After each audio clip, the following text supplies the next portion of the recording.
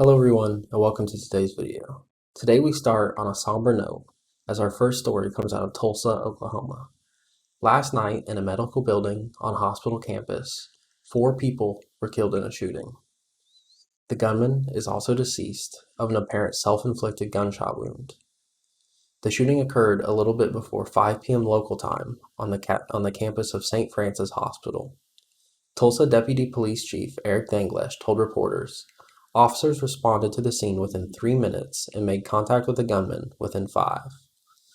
Danglesh described the gunman as a black male believed to be between 35 and 40 years old, and he said that he was armed with a long gun and a handgun.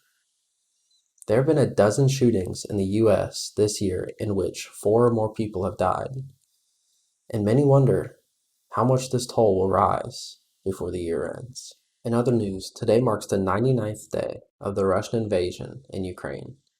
Some updates are the Ukrainian President Vladimir Zelensky has claimed 243 children have been killed so far in the invasion, and 200,000 children have been forcefully taken to Russia. One must ask, when will it end? And sadly, at current rates, it's going to be a long and painful process for the people of Ukraine, as Russia continues to slowly claim more land as their resources dwindle. Some good news, however, is the U.S. announced yesterday it will send Ukraine 4 sophisticated medium-range rocket systems and ammunition to help stall Russian progress in the Donbass region. I will keep you guys updated with any major changes to this situation in further uploads. Next, we have the conclusion of the Johnny Depp v. Amber Heard trial, with the jury deciding to award $15 million, as seen here. Do you find that Mr. Depp has proven all the elements of defamation? Answer, yes. Some things to keep in mind is that jury deliberations have ended, meaning this is the final verdict. And in that verdict, they have awarded Johnny Depp with $15 million worth of damages. Now, they also have awarded Amber Heard with $2 million of damages from a countersuit that she filed during the court case.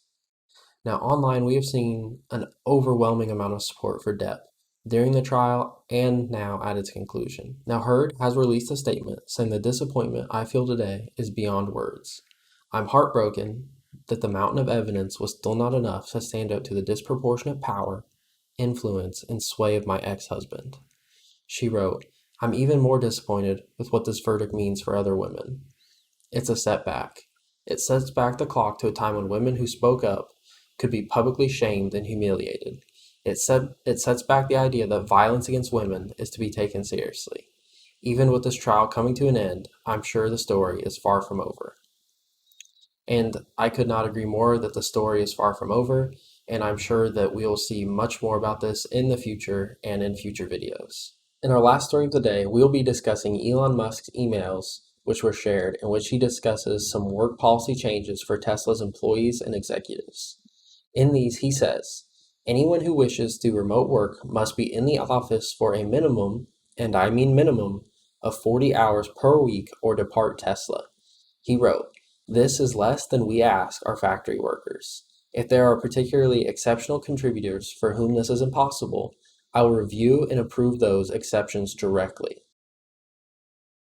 Musk then clarified that the office must be a main office and not a remote branch office unrelated to the job duties, in which he says, there are of course companies that don't require this, but when was the last time they shipped a great new product? It's been a while. He then went on to say, if you don't show up, we will assume you have resigned. Now, this has sparked a surge of backlash as many companies allow and even encourage remote work like Amazon, Apple, Google, and Facebook. Now, I just want to thank everyone for watching, and that has been your Thursday news, and I encourage everyone to share their opinions on all the stories in the comments, and hope all of you have a great day.